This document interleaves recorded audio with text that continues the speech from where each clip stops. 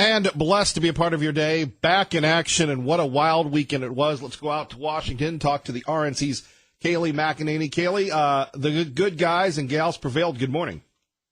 Hi, yes, they did. Great to join you. It was a great weekend. I think a lot of us were celebrating on Saturday when Judge Kavanaugh became Justice Kavanaugh. You know, Kayleigh, what does it say, though, about the Republicans, the conservatives, the heartland of America? Not only do they have to get past the Democrats, but the news media, and we always love watching you on the Big Fox battling these guys during the primary and now with the RNC, but it's just crazy trying to come over this one-sidedness. How do we prevail?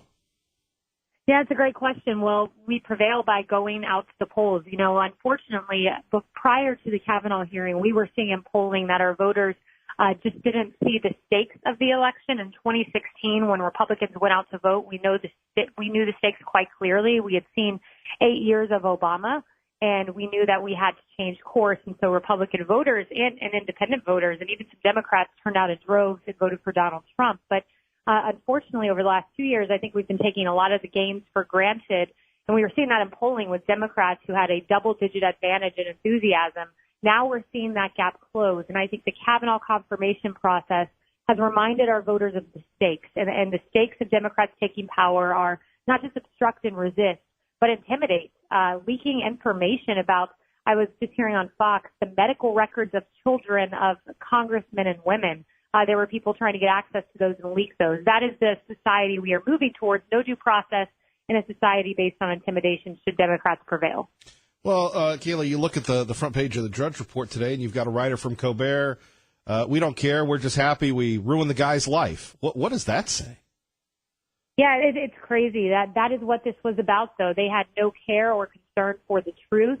I saw one woman saying, and she was actually a sexual assault survivor herself, but was nevertheless saying how important it is that we have due process and get to the truth. And she said that she had asked several of the people protesting Congress, what if in fact Kavanaugh's innocent? And they said, we don't care if he's innocent, which is very revealing. This was not about, some grand, stopping of a constitutionalist joining the Supreme Court. This was about smearing this man simply by virtue of the fact that he had ruled in a way that was respectful of the Constitution over his life, and it was about taking him down at all costs.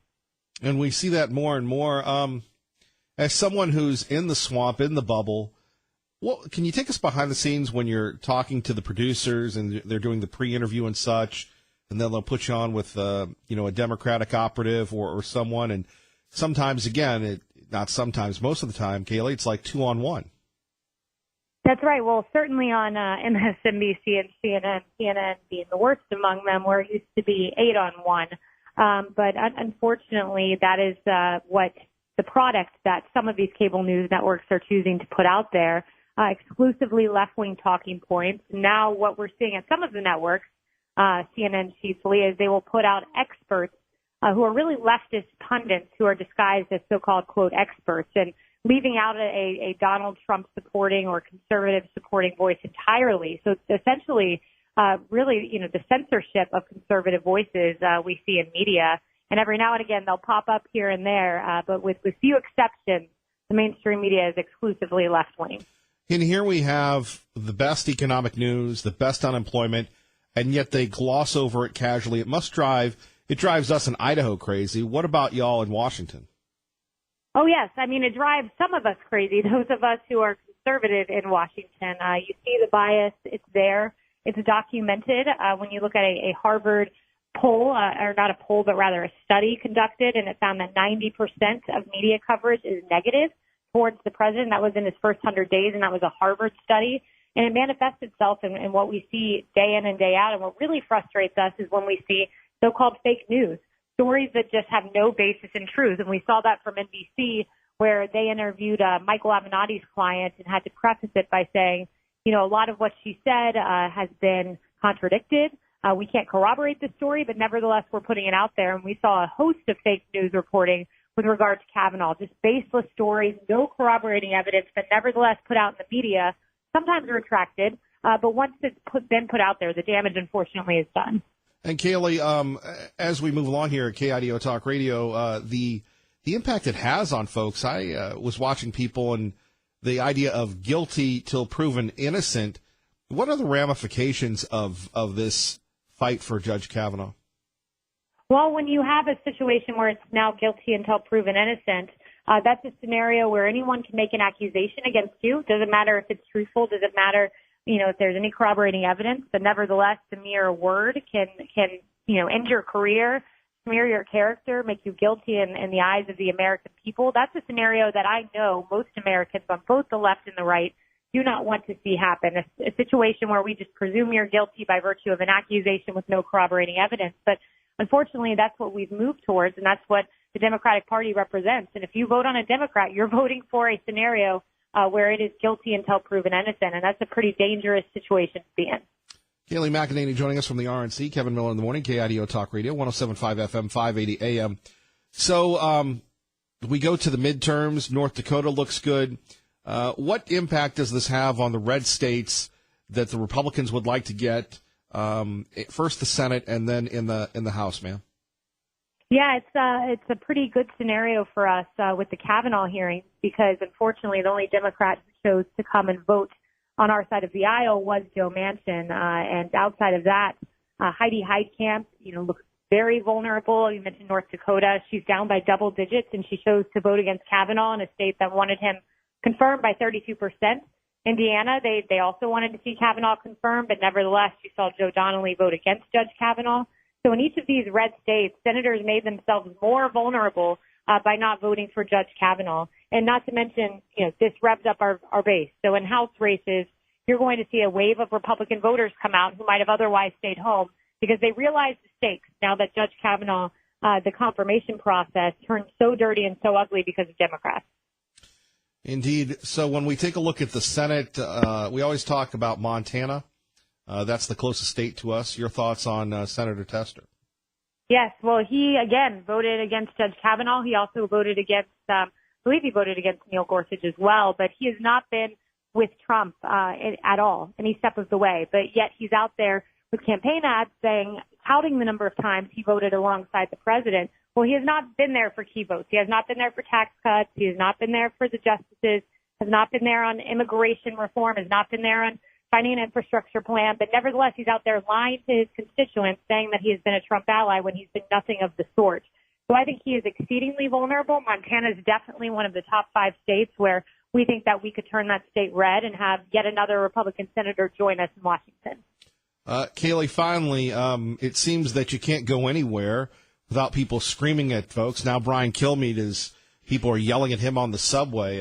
What do you make of this, and are you worried about yourself? I know social media-wise, people attack conservatives all the time, and we probably don't have time to list all the times and names that you've been called.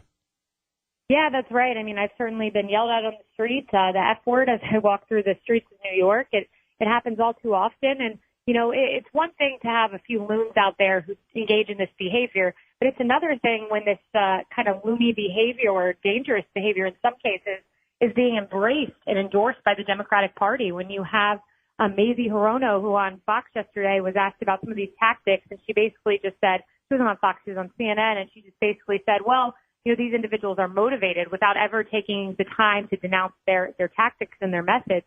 When you have Maxine Waters calling for this kind of violent protest and intimidation, this is being sanctioned by the Democratic Party. So it's happening, and it's sad to see that we're at a place where it's essentially endorsed by the left. Kayleigh, thank you. Thank you so much. All right, Kayleigh McEnany joining us from the RNC. Kevin Miller in the morning, KIDO Talk Radio. And we begin with Pete. It's a tough act to follow, Pete. Good morning.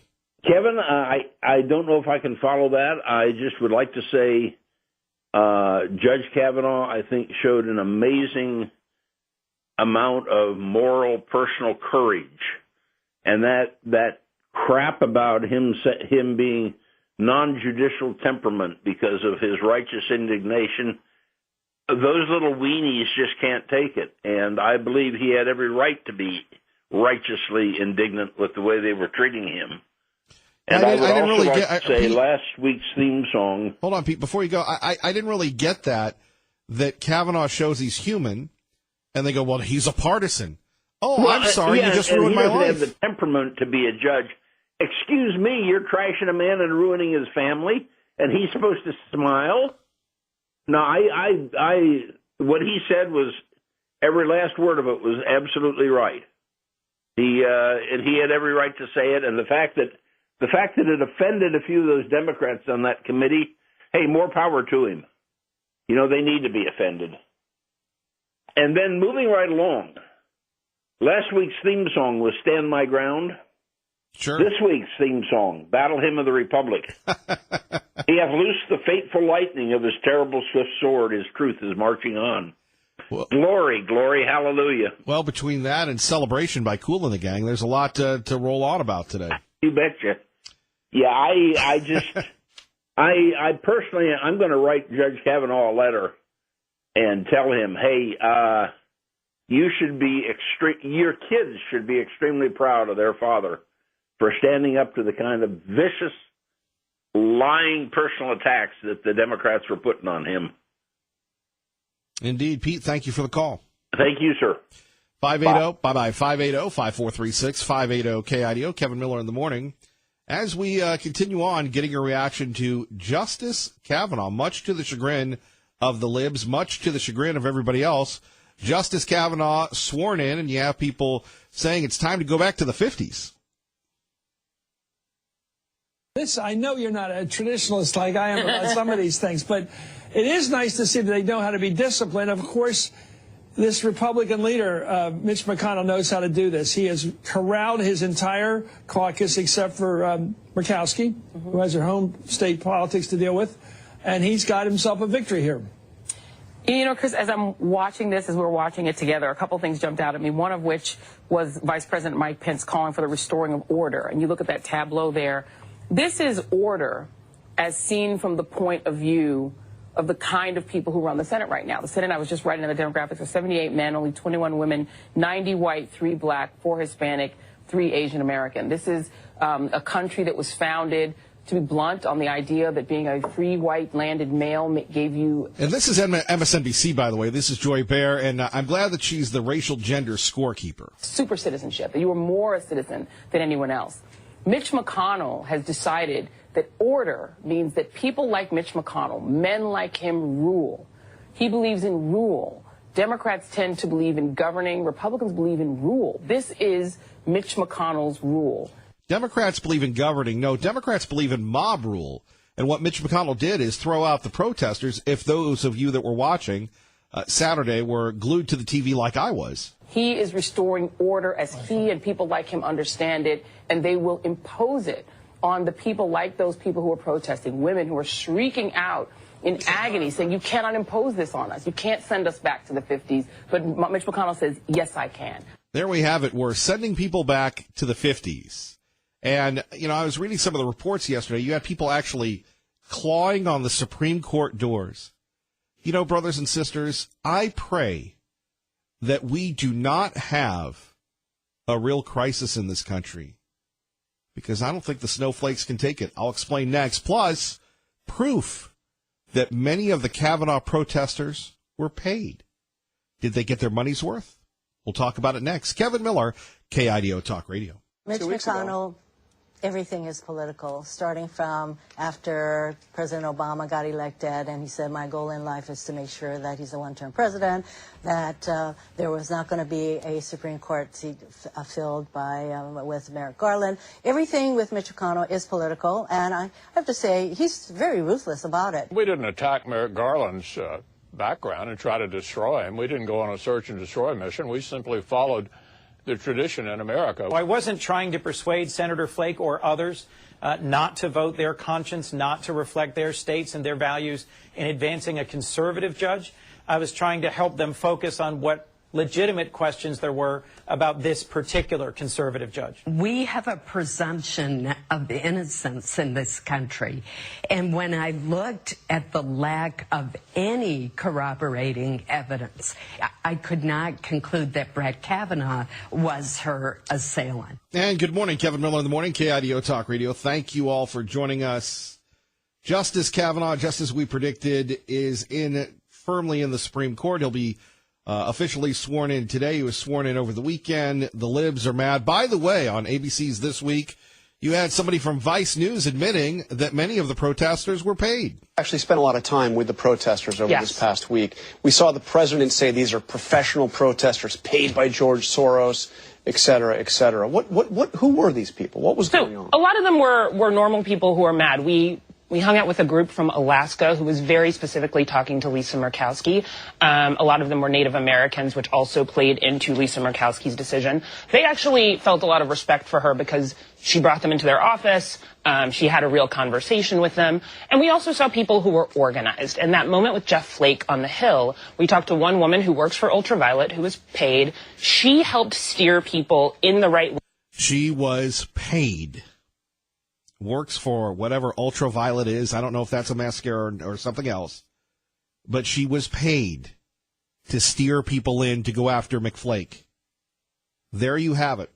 Of course, the folks on ABC don't pick up on this, that there was a paid, organized opposition against Brett Kavanaugh. Ways to be able to confront senators. So there were paid. There were people who were paid by organizations like Ultraviolet to try to harness that energy in a way that would make the viral moments that we ended up seeing. And there we have it. They got their way, right? So when we're seeing some of these things.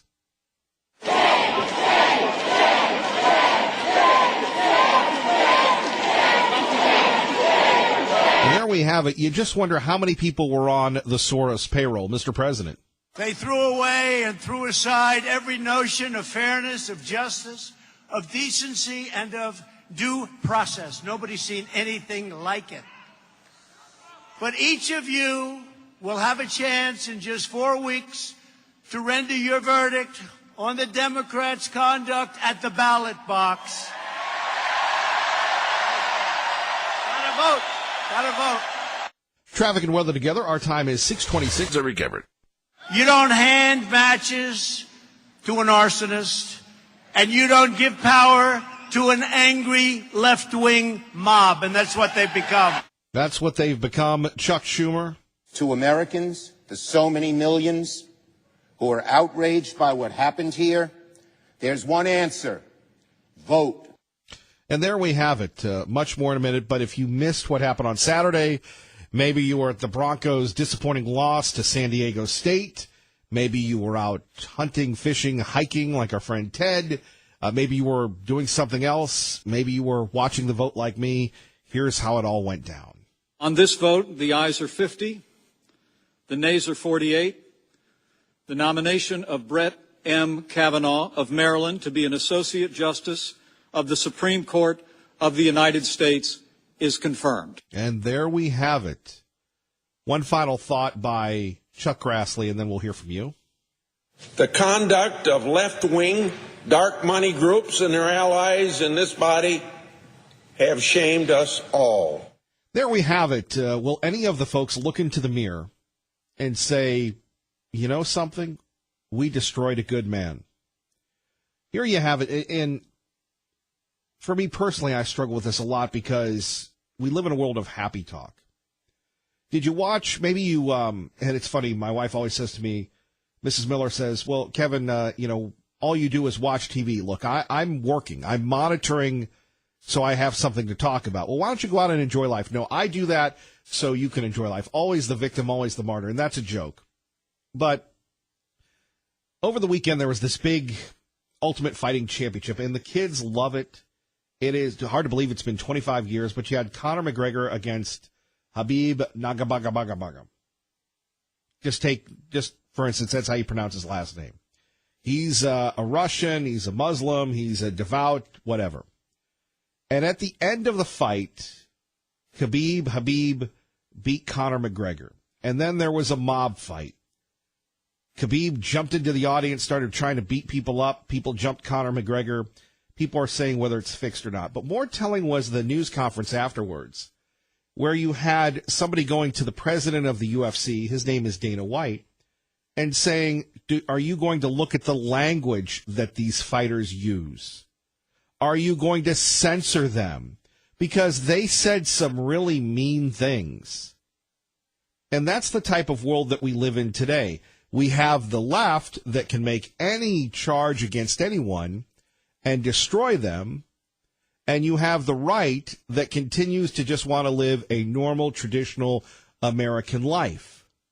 What Judge Kavanaugh, the fight for his nomination, has shown us is that the left will do anything, lie, cheat, steal, malign, slander, to get what they want. They've lost at the ballot box. They've lost at the presidency. They've lost at the courts. And unfortunately now, they're taking to the streets. And this is what our founding fathers, their biggest fear outside the monarchy was mob rule. And unfortunately, that's what we're seeing. Now you have some people talking about a second American Civil War. I don't think that that's the case. But there's one thing that you can do. You can shut down the folks that incite it, and that's the folks in the media. You know, Chuck Grassley pointed out that he was in his office and you had people yelling about Kavanaugh and the media was there. And then you had people pro-Kavanaugh and they went up to the media people. They go, we only want anti-Kavanaugh people. That's their message. And I don't know what you do about the press. I don't know what you do. You know, I see this here locally with this program that continues to serve the community. And, you know, we're not entitled to any attention and we're fine with that. But you have people that go out of their way not to mention this show, this station. And I notice that. I can let it bother me or I can continue our good works. But it's everywhere. And this is a major challenge. When you have one side, I mean, Senator Mazie Hirono can tell men to shut up and do whatever, and there are no repercussions. Judge Kavanaugh can have something in his yearbook, and all of a sudden he's the worst thing ever? I mean, going back to your yearbook, how ridiculous is that? At 580-5436, 580-KID. This is going to the streets at the ballot box. I've never campaigned against a colleague in my life. That's about to change. There we have it. More on that coming up. You're listening to Kevin Miller on 107.5 FM, 580 AM, KIDO Talk Radio. Good morning, Doug. Good morning, Kevin. Let's go live to Miami, Florida. Evan Brown joins us, Fox News Radio, on KIDO Talk Radio. Evan, good morning. Good morning. So we have people in Idaho claiming that they've seen the SpaceX rocket, and a big day for them. Well, it certainly was. SpaceX was completed another milestone in their business plan, essentially, and that is to once again launch and land a rocket, but this time not from a site in Florida and not from to a landing site out in the ocean, but to California, where they have another facility. This is very good for SpaceX as it provides them with more redundancy and more ability to get to space and back from another location. It means that if they have clients that are West Coast based or maybe Asia based, that they need to transport their spacecraft or their whatever item it is they intend SpaceX to put in space for them, it may mean an easier trip, and that could again bring the cost down for access to space. And it's American space industry that's doing it. How big is their presence in California and in Florida? Significant. They have put a lot of the former NASA employees to work and have provided a place for emerging astrophysicists and aerospace engineers to find work and to continue to push the proverbial envelope on space travel and aerospace engineering. They have taken over a lot of that R&D type of stuff that NASA used to do. NASA does other types of R&D these days. They're looking to get to Mars maybe or an asteroid or something like that.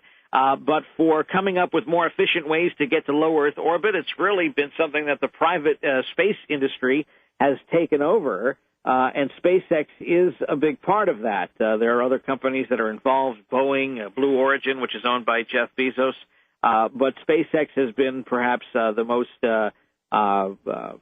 visible, I think, in many different ways. And the United States government, meaning taxpayers, are a client, and so are many private entities that are seeking access to low Earth orbit. Are they profitable? Is it too soon to tell? I think they're on their way to being profitable. I haven't looked at the numbers because I don't study the business end of it as much as I study the science end of it. But they have done something that other that government-operated space has not been able to do and they have certainly led the way in this, and that is bringing the costs down. When you can recover and reuse your rocket engines, and you don't have to discard them after their first use, that brings your costs down because you don't have to constantly build new engines, which is something that NASA had to do and the like. And so with that, you make space cheaper. You make accessing space cheaper, and that's good for anybody who wants access to space. Evan, we always appreciate your reports. Anything else in the future, in the next 6 months that we should be looking out for with SpaceX, sir? Well, SpaceX and Boeing are contracted to be the transporters of humans to and from the space station on behalf of NASA, and we should be seeing the first of those flights.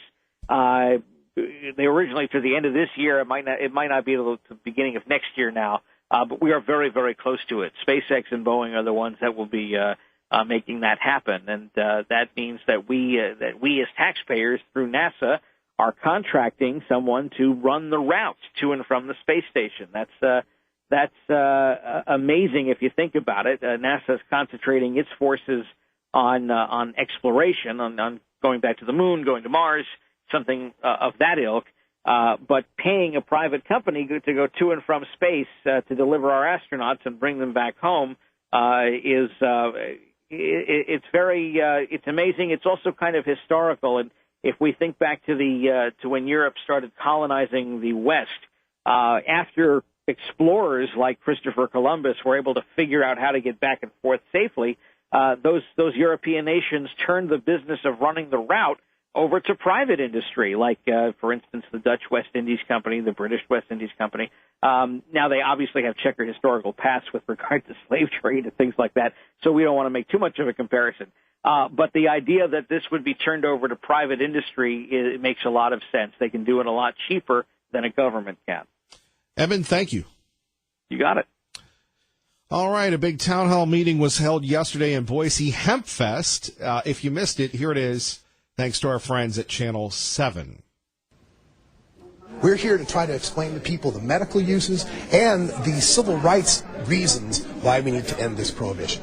Pot advocate Russ Belville was one of 14 panelists Sunday, speaking to a crowd why the plant needs to be decriminalized. I'm not going to be one of those statistics. And I also... Idaho's gubernatorial hopeful Paulette Jordan was among the speakers. She says legal marijuana would help sick people. It's definitely a better alternative, a natural resource, a natural medicine that has benefited many people. Belville added it's a cash cow he thinks Idaho's missing out on, pointing to Baker County, Oregon, where 2 legal dispensaries are operating out of Huntington. That county ranks as the greatest per capita tax revenue county in the entire state of Oregon, with a per capita rate of 9. I love this. You have this gentleman urging us to legalize pot so we can get more tax revenue. That's right. Let's legalize pot. Let's legalize prostitution. It'll bring in money. That'll answer all our problems. $124 per person raised in marijuana taxes for a total of over $16 million in the 2017. Legalizing pot, making money off being a criminal. I'm surprised we didn't think of that before. In turn, Belville believes the state would save money on prosecuting people for marijuana-related crimes. The average arrest and citation of someone who is possessing cannabis takes 4 hours of a policeman's time. I would rather that policeman were preventing robberies, stopping rapes, going after real criminals, than trying to deal with some kid with a baggie of weed in his pocket. While advocates... Right, because people that smoke weed never cause accidents, never rob people. They're all about peace, love, and understanding. Pass the doobie, brother. Tout the plant as a natural alternative to pain meds and potential moneymaker for the state. There are plenty of Idahoans who don't want pot. Legalizing medical or recreational marijuana has never gotten enough traction to appear on the ballot. I reached out to Republican... And there we have it. Glad to see Paulette Jordan is showing up at the Pot Fest. Otherwise, and by the way, Gretchen Carlson of Channel 7 didn't know it was called a Hemp Fest. And every year, the promoter of Hemp Fest invite myself. This year, they invited myself and Brad Little to attend.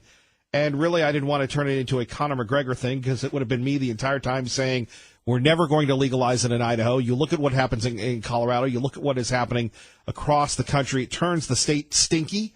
You have more drug programs. It's a gateway drug. Medically, that's a different story. Medical marijuana, But on the other hand, when you go with medical marijuana, well, then you got to look at people just faking illnesses, doctor shopping, as they do in California, to get the dope. Idaho will not do that. And by the way, Brad Little, the long road home begins for him. He started airing his TV ads. Brad Little continues to work, and Paulette Jordan is at HempFest. You keep the score. Let's go to Doug in Mountain Home with Kevin Miller on KIDO Talk Radio. Good morning, Doug. Good morning, Kevin. Yeah, just listening. As soon as I turn the radio on your station on this pod, it just pisses me off. I've been down there in California and seen that stuff. All it is money. You follow the money. You heard the guy saying we can tax it and get $16 million in taxes. It ain't nothing to do with medical marijuana. It's all about freaking feeling good and smoking it. You want to go see what kind of freaking trash it brings in, just go right over there to Weiser and Huntington, Oregon, and just take a look at what I was just over there fishing this spring, and I'm not talking about all the residents of Weiser. I haven't been to Huntington for a while because they're just little bitty railroad towns, but that's where that crap's coming in at. And the stuff that I seen in Weiser was nothing that I would want to associate with. And that's what it brings in, Kevin. And I've seen it in California, and we hear it all over. And that's your Democratic Paula Jordan side of the politics, because they want them smoking pot and being dumb as they can be, so they'll vote for them. Period. I'm done. Bye. All right, Doug in Mountain Home, he's out. First call of the day, where you have your reaction to HempFest at 580-5436, 580-KIDO. People are smoking doobies, and they want to make it legal here in the state of Idaho. No smoke on the water here, brothers and sisters. We'd love to hear from you next. You're listening to Kevin Miller on KIDO Talk Radio. President Franklin Roosevelt proclaimed October 12th officially Columbus Day back in 1937 to celebrate the man who sailed the ocean blue in 1492 and discovered America.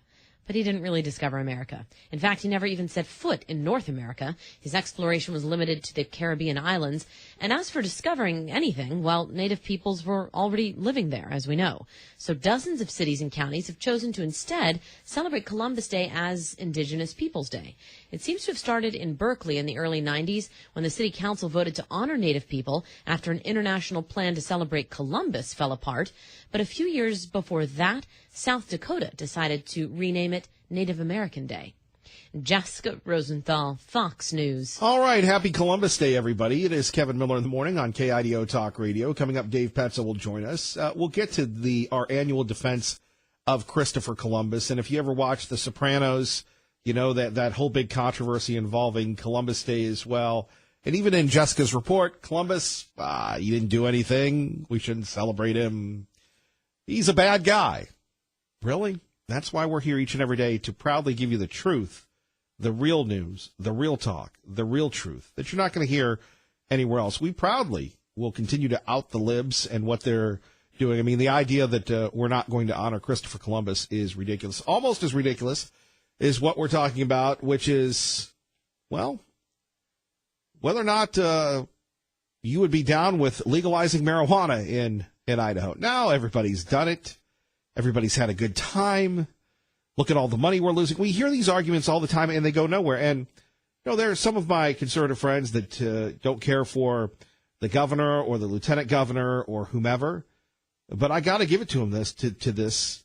They've held the line on the legalization of marijuana in Idaho. Now, medical marijuana, the challenge is if you legalize medical marijuana, what's going to happen next? Show me a state where they've legalized medical marijuana, and it stayed the same. It usually leads to legalization of the total drug, and then you take a look at the states that have doing it, and I would argue they're doing it illegally because federal law says you cannot sell weed, you cannot buy weed. People are in jail on federal charges for doing this, and states can't selectively decide which laws they are and aren't going to enforce, because then you would have, if that were the case, you would have those issues decided, such as marriage, You would have those issues cited just as abortion. So the idea of legalizing marijuana is a fallacy unto itself that I hope that Jeff Sessions, the crime-fighting attorney general, and perhaps President Trump decide that they're going to take on. And it just happened because Obama decided he wasn't going to enforce existing federal statutes. In fact, the NFL and others have trouble with it because you have states where it is illegal but is against league rules. Now, you take a look at that tragic accident that happened where you had the limo running the stop sign. The roads themselves, even here in our beloved Idaho, are dangerous enough as it is. Now, that didn't happen in Idaho, but we have a tough enough challenge when it comes to people drinking and driving, right? Sooner or later, you hear these problems, and you might see somebody that you know on the front page of the paper, what have you.